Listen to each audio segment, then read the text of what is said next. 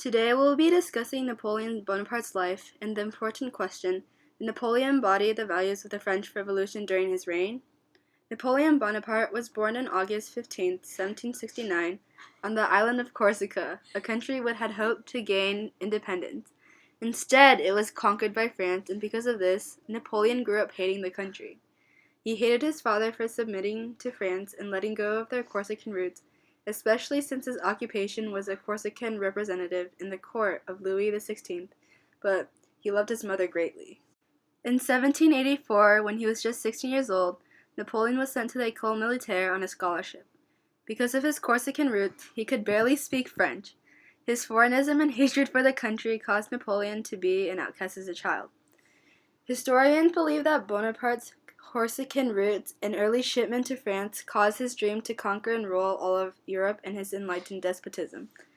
Following his graduation from the École Militaire, he was promoted to the rank of second lieutenant in the Army for Artillery. Napoleon was confident and ambitious, but his excitement soon faded when he was stationed at Valence during peacetime. Not being able to battle, he spent his time educating himself in Valence. As the French Revolution began to stir and the Austrians and Russians began to attack France, Napoleon was able to contribute stunning victories, further promoting him to brigadier general and popularizing him. On May 19, 1798, Napoleon began his infamous Egyptian campaign. In it, he hoped to protect France and in the process undermine British trade routes to India, as Egypt held great riches. In their trip to Cairo, they encountered the Mamelukes, conquering them at the Battle of the Pyramids. However, they did not succeed all the time. At the Battle of the Nile, the British army under Admiral Nelson defeated him. Napoleon tried to redeem himself, but his reward was a loss at the war in Syria and Jaffa, leaving him stranded in Egypt for another few months, unable to make it past the British in a siege in Acre. In the fall of 1799, Napoleon sneakily returned back to Europe, thoughtlessly leaving his troops behind, to find that the Civil War was still ongoing between Great Britain and the French. As the arrogant man he was, Napoleon wanted to be seen as a savior who brought his country to peace. And to add to his already inflating ego, the people believed that he was destined to do great things. He plotted to overthrow the Directory, the bicameral legislature consisting of 5 directors who ruled over France during the later times of the French Revolution, hoping to preserve France's government. They supported France's military system and used it to their advantage, ignoring the growing debt. The people were disgusted with the use of power, but the Directory, in a panic to preserve their government, assumed a dictatorial rule on France. In the winter of 1799, it fell to a coup d'etat where finally Napoleon assumed rule as king with the help of Emmanuel Sieyès and his brother Lucien, who was voted into the lower house of the legislature. Instead of catering to the people's desires, Napoleon rewrote the constitution and renamed himself the first consul of the country, becoming, so-called, the most powerful man of his era, aspiring to follow in the footsteps of Alexander the Great. In 1802, Napoleon established his first lycees in France. The lycees were secondary schools meant for the youth of very wealthy and noble at the time. They taught French, Latin, ancient Greek, and sciences, and were often boarding schools run in a militaristic fashion. A new law was made in 1808 that fixed the syllabus as ancient languages, history, rhetoric, and logic of the elements of mathematical and physical sciences. By the middle of 1805, Napoleon had raised a grand army all to his own as the new emperor of France. His great army was widely feared and respected, impeccably trained, and well-disciplined. Really, Napoleon's personal fighting machine. Napoleon's army was also incredibly efficient. They could march 20 to 30 miles in a day, gathering food from the lands as they went. What really made his army so great and devoted was the fact that Napoleon's soldiers idolized him. He dressed like them, worked as hard as them, and even gave his Medal of Honor to one of his soldiers. He drove them hard, but he drove himself hardest. He hardly slept, and when he did, it was frequently under the stars. Napoleon often spent 10 hours a day on horseback, marching with his men, even eating lunch on horseback. Napoleonic wars against the Allies. The Allied wars in 1805 were against the union of Russia and Austria and were greatly in favor of the Allies. They outnumbered Napoleon's troops an astonishing 2-1. Because of this, the Allies were confident that they had Napoleon beat as soon as he stepped out of France and into the rest of Europe. But as always, Napoleon had a plan. The Austrian forces were split in 2, and the Russian forces had still not met up with them. He knew that he had a small window to take out the first Austrian force at Ulm. At the Battle of Ulm, he surrounded them, cutting off their supplies and any possible communication. Napoleon accomplished this in a matter of days and with very few losses. 27,000 Austrians surrendered. From there, Napoleon headed without opposition to Vienna, the Austrian capital. They marched 500 miles in 40 days, at an impressive pace.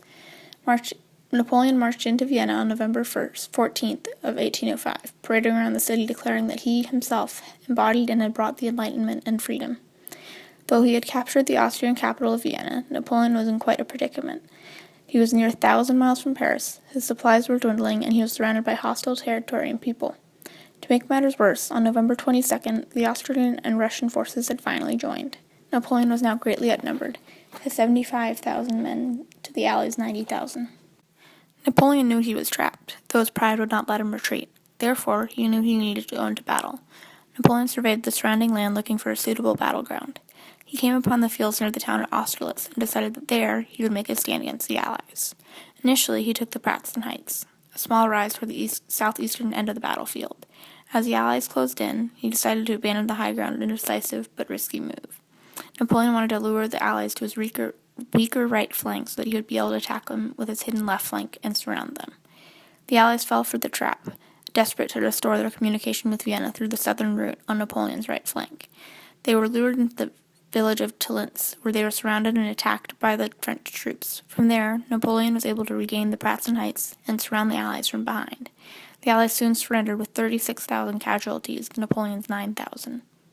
In 1805, Napoleon tried to destroy the British economy by creating the Continental System. The system planned to close all trade ports in Europe from accepting British shipments. Napoleon was in control of a large part of Europe, and he was able to get the temporary cooperation of Russia and Prussia through the Treaty of Tilsit in 1807. Napoleon again began warring because of a territorial conflict in Spain. He sent troops led by Joachim Murat to fight against the Spanish, turning on Spain to gain control of Portugal. The Spanish were unsuccessful in their revolt, and Napoleon named his brother, Joseph Bonaparte, the King of Spain, and the Murat King of Naples. This conflict would be known as the Peninsular War, one of the first wars of national liberation in history. Now returning to the Continental System, it ultimately failed as Spain refused to support the cause, and the Tsar of Russia, Alexander I, pulled away from the treaty in 1811. Angered by the Russian betrayal, Napoleon set out to conquer Russia. In 1812, he began the Russian campaign. The Russian campaign was probably the most remembered mistake under Napoleon's reign. The emperor led the Grand Army, a force that was 450,000 strong, and the largest army assembled in that time period. Yet even with this massive force, the brutal Russian winters and lack of supplies forced the majority of the soldiers to either retreat or die. By the end of the campaign, only 10,000 soldiers were left, and Napoleon was left facing the greatest defeat of his life. After returning to Paris, Prussia declared war on France. In January 1814, the anti-French coalition army entered the country, and Paris was taken in March of 1814. Shortly after Paris fell, Napoleon and his family fled France after the Senate declared the end of the empire. He abdicated his rule, and a new king, Louis XVIII, restored the French throne.